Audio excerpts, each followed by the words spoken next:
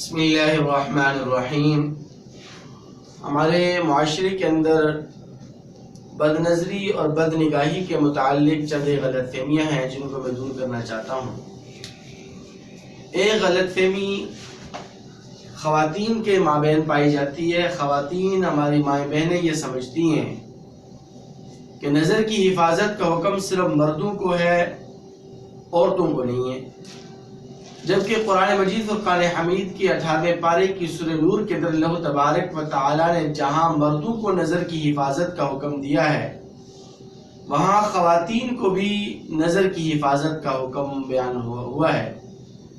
اللہ تعالیٰ فرماتے ہیں قُلْ لِلْمُؤْمِنِينَ يَغُضُّوا مِنْ أَبْصَارِهِمْ، اور اسی کی اگلی آیت مبارکہ میں، اسی سورہ مبارکہ کی اگلی آیت مبارکہ میں خواتین کو بھی حکم دیا گیا ہے وَقُلْ لِلْمُؤْمِنَاتِ يَغْضُضْنَ مِنْ أَبْصَارِهِنْ، کہ اے میرے محبوب صلی اللہ علیہ وسلم آپ مومن مردوں سے اور مومن عورتوں سے کہہ دیجئے کہ وہ اپنے نظروں کی حفاظت کریں۔ اسی طرح ایک دوسری غلط فہمی ہمارے نوجوانوں کے مابین پائی جاتی ہے۔ وہ سمجھتے ہیں کہ پہلی نظر اور اچانک نظر معاف ہے، اس لیے وہ سر کے بالوں سے لے کر پاؤں کے ناخنوں تک مکمل جائزہ لینے کے بعد یہ سمجھتے ہیں کہ چونکہ پہلی نظر تھی، اچانک نظر ہے اور وہ معاف ہے، تو وہ اس سے بچنے کا اہتمام نہیں کرتے۔ تو اس غلط فہمی کو حدیث مبارکہ کے اندر دور فرما دیا گیا ہے۔ یہ میرے سامنے کتاب ہے، مشکات شریف کی کتاب ہے، مشکات المصابیح کی، یہ دوسری جلد ہے، صفحہ 276، کتاب النکاح۔ مسلم شریف کی روایت نقل ہوئی ہے، حضرت جریر بن عبداللہ رضی اللہ تعالی عنہ فرماتے ہیں قال سألت رسول اللہ صلی اللہ علیہ وسلم عن نظر الفجاء فأمرنی ان اصرف بصری، کہ میں نے رسول اللہ صلی اللہ علیہ وسلم سے اچانک نظر کے متعلق پوچھا کہ یا رسول اللہ اگر اچانک نظر پڑ جائے، غیر محرم پر اچانک نظر پڑ جائے تو مجھے کیا کرنا چاہیے؟ تو نبی علیہ السلام نے مجھے حکم دیا کہ فوراً اپنی نظر کو پھیر دو۔ فوراً نظر کو پھیرنا ہے، یہ نہیں کہ سر کے بالوں سے لے کر پاؤں کے ناخنوں تک جائزہ لینے کے بعد پھر نظر پھیرنا ہے اور یہ سمجھ لیں کہ یہ تو اچانک نظر تھی، پہلی نظر تھی، اس لیے معاف ہے۔ دیکھیے یہ بد نظری اور بد نگاہی اتنا بڑا جرم ہے، اتنا بڑا گناہ ہے کہ نبی علیہ السلام نے ایک حدیث مبارکہ کے اندر فرمایا کہ یہ بد نظری اور بد نگاہی یہ شیطان کے تیروں میں سے سب سے زیادہ مؤثر ترین تیر اور سب سے زیادہ زہریلا تیر ہے۔ اس لیے اس بد نظری اور بد نگاہی کا علاج بھی ہمیں بتلایا گیا ہے کہ بد نظری اور بد نگاہی کا علاج کیا ہے۔ لیکن اس سے پہلے میں ایک چھوٹا سا واقعہ آپ کے سامنے نقل کرنا چاہتا ہوں۔ اس واقعے کو گزشتہ دنوں میں بھی میں نے ریکارڈ کروایا تھا، لیکن وہ کچھ ٹیکنیکل پرابلم کی وجہ سے وہ واقعہ پورا نہیں ہو سکا۔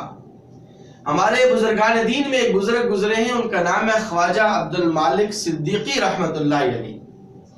ان کا معمول یہ تھا کہ وہ اپنے ہاتھ میں ہر وقت چھتری رکھتے تھے، سردی کے موسم میں بھی، گرمی کے موسم میں بھی، بارش ہو تب بھی، دھوپ ہو تب بھی، یہاں تک کہ دن کی روشنی میں بھی چھتری اور رات کی تاریکی میں بھی چھتری۔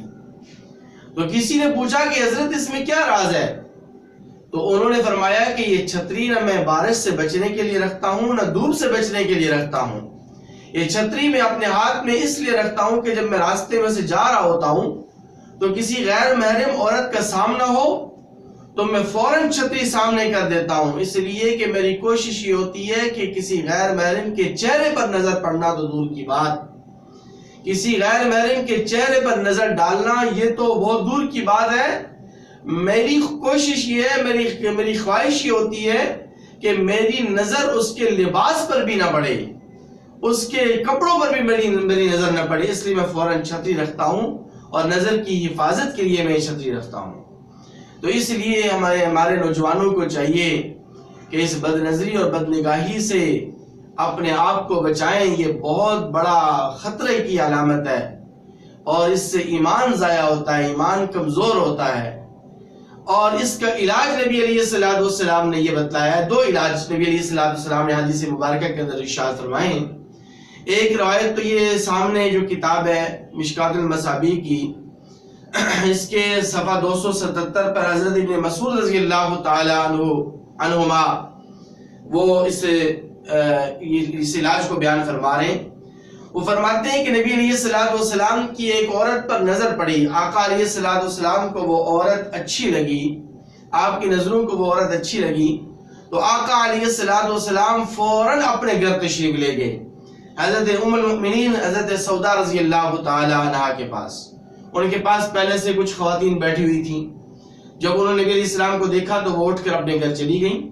تو نبی علیہ الصلوۃ والسلام نے اپنی زوجہ مطہرہ اپنی بیوی حضرت سودا رضی اللہ تعالی عنہا سے مجامعات فرمائی اور صحبت فرمائی۔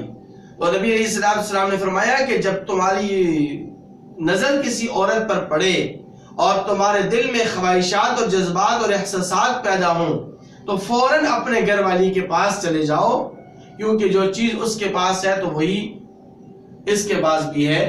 تو نبی علیہ الصلوۃ والسلام نے ایک علاج تو یہ بتلایا ہے۔ دوسرا علاج نبی علیہ الصلوۃ والسلام نے صحابہ کرام کے چند ایک نوجوانوں کو بتلایا جو ایک راستے کے اندر بیٹھے ہوئے تھے، گپ شپ کر رہے تھے، کچہری کر رہے تھے۔ تو نبی علیہ الصلوۃ والسلام کا ان پر سے گزر ہوا اور آقا علیہ السلام نے فرمایا یا معاشر الشباب من استطاع منکم الباء فلیتزوج، کہ تم میں سے جو بھی شخص شادی کی استطاعت اور نکاح کی استطاعت رکھتا ہے تو فوراً اسے چاہیے کہ نکاح کر لے۔ کیوں؟ اس لیے کہ یہ نکاح کرنا، شادی کرنا فَإِنَّهُ أَغَضُّ لِلْبَصَرِ وَأَحْسَنُ لِلْفَرْجِ، کہ یہ نظر کی حفاظت کا ضامن بھی ہے یہ نکاح، اور یہ تمہارے ناموس کی حفاظت کا بھی ضامن ہے۔ تو اس لیے ہم مسلمانوں کو چاہیے کہ ہم بد نظری سے، بد نگاہی سے اپنے آپ کو بچائیں۔ اللہ تعالیٰ سے دعا ہے کہ اللہ تعالیٰ ہمیں عمل کرنے کی توفیق نصیب کرے۔